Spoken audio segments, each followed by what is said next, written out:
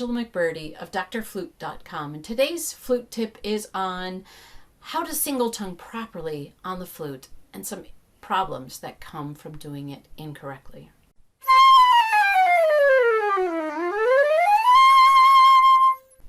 That excerpt was from Telemann's Suite in A minor, just from the overture section. And that's a tonguing section where there's a lot of double tonguing that's going on in this part of it as well. But that's a tonguing area where I need to have a really solid, good tongue, where the articulation, where the sound comes at a split second and it's right there. There's no delay. There's no fuzziness. I get a good sound. And, you know, we've been tonguing since we've started flute in 8 or 9 or 10 years old. And we feel like, oh, that should be easy. But you know what? It isn't always easy. There are things that happen that make it be muffled or weak or wimpy.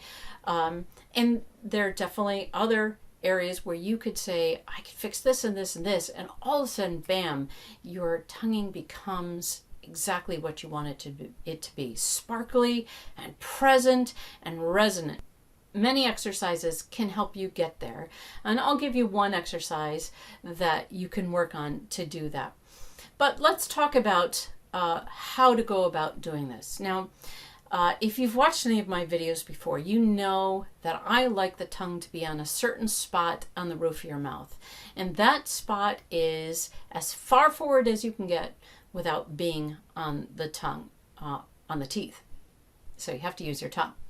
You want to think of your tongue as being a point. Now, I've read other well-known flutists in some flute magazines and talk about how your tongue is not a point, so you shouldn't be thinking that it's rounded and all that. Well, yes, that's all true. We know that our tongue is not a point. But I imagine my tongue being a point. And then when I put the ta in the right place, I think of that point hitting that knob on the roof of my mouth, being a point and saying ta, ta, ta. It gets me the sparkly sound, a really present ta sound. And yes, it's not a point, but it's still, I imagine it and it happens that way. So that's how I would tell you to do it. Now, different cultures put their tas in different spots. Even here in the United States, different areas of the country put their ta in a different spot. Anybody can learn to put the ta there. There's definitely people that say you should tongue between your lips, and I know Suzuki method has it a little bit different. Fine, those are all great. Here's just what I have found works for me and my students. So the best thing to do when hearing conflicted ideas is to try them all and find what works. But this is my method. So once the tongue is in the right spot, and you could say tip of the tongue behind the top of the teeth, and you hear that little sparkly sound, if I move my tongue back, so halfway back between that little knob in the front to the ridge before it arches up, and I say tip of the tongue behind the top of the teeth, you can hear there's a difference in the ta and ta, ta, ta. The forward one is sparkly and it's present, and that's always what I want in my tone.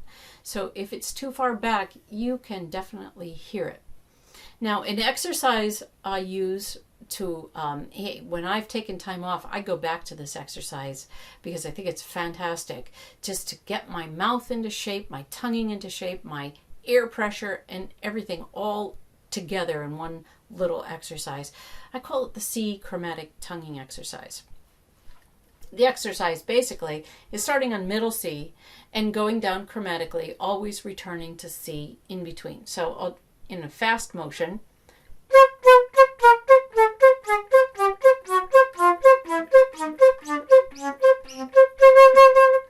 that's it. I'm never going to play it that fast in the exercise because I want to concentrate on everything. Okay, now before I do this exercise, let's talk about another area that I hear. I'm working with this with my daughter's tonguing as well. Her tonguing is very, what I say, it's kind of wimpy. It's just ta, ta, ta. There's nothing that makes it sharp.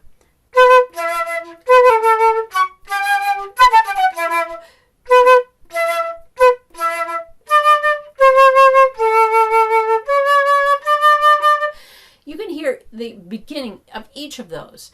And sometimes with students,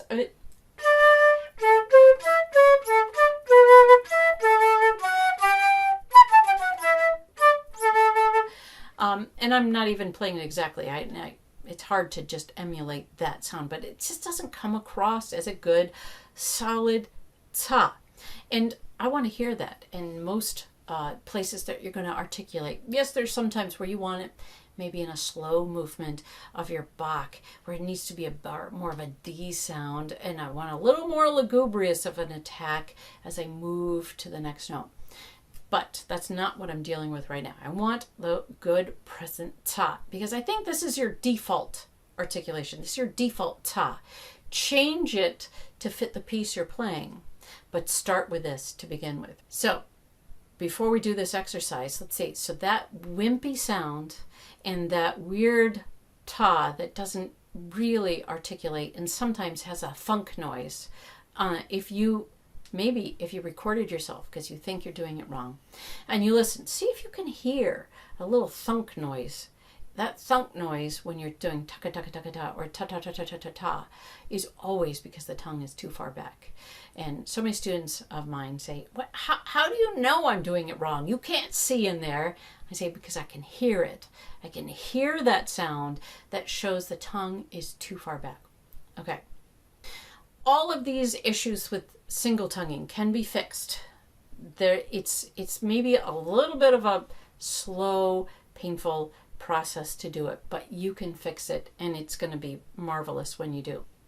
The first thing you have to think about is your breathing. That's always, we call it support for a reason. Support, in a building holds up the roof or holds up the next floor.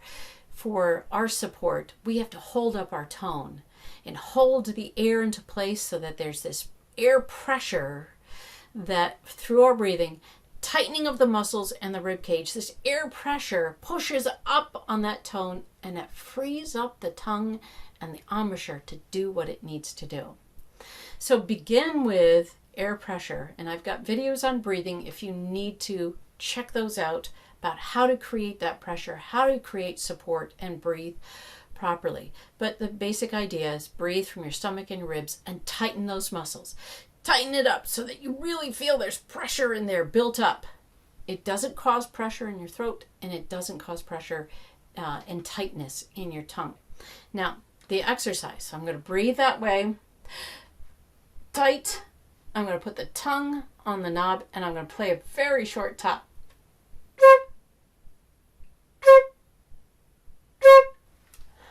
Okay. Now I just had to let air out in order to take breath back in order to speak, because I am holding so much air in. I don't want to let that out. I do not need, especially in this register, a lot of air to come out. I need air pressure. Let me go back to that. I'm holding it tight.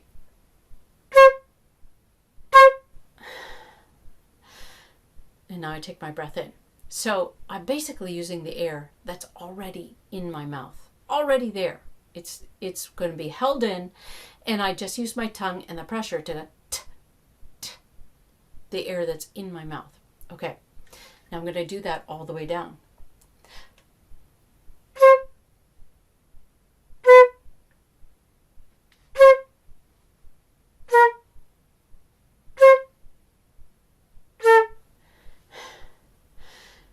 All right, you know you're doing it right and that you're holding in air. If after a few notes you have to let your air out in order to take air back in. If you don't have to do that, too much air is coming out at the same time. Now, I'm going to do that all the way down, and it gets much harder to get that response once you get down to E, E flat.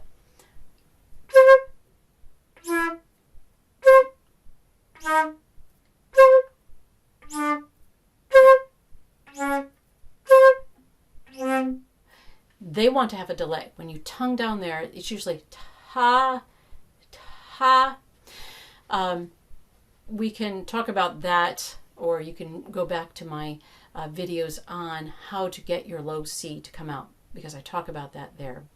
All right, so you've worked on that C chromatic tonguing exercise, and Now you're feeling like you can get that sound to come out and there's a good ta.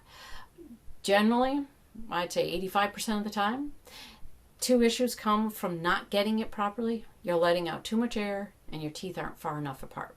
So you can go back to my videos on tonguing, how do I get my low C, and figure out what that is about, work on that, and that's going to make this a whole lot easier. Now, in this suite in A minor, I'm going to go back to that now, the first movement here in the con moto section. It's very much in the middle range, so it's not too much in the low range, but sometimes that middle range can be a little bit tricky to get a good solid, as in your E flat, your D. And my E wants to crack all the time right here.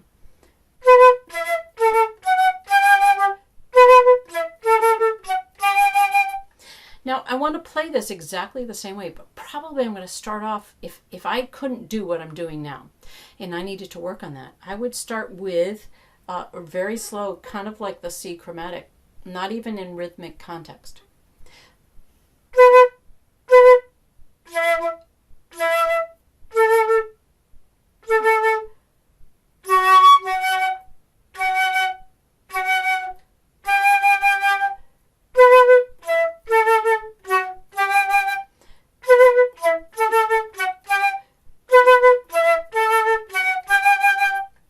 And really work on keeping that air pressure up, but not a lot of output, not a lot of air coming out, so that my tongue and my resonant tone is what's heard, not a lot of volume with air, because that is just going to ruin it all.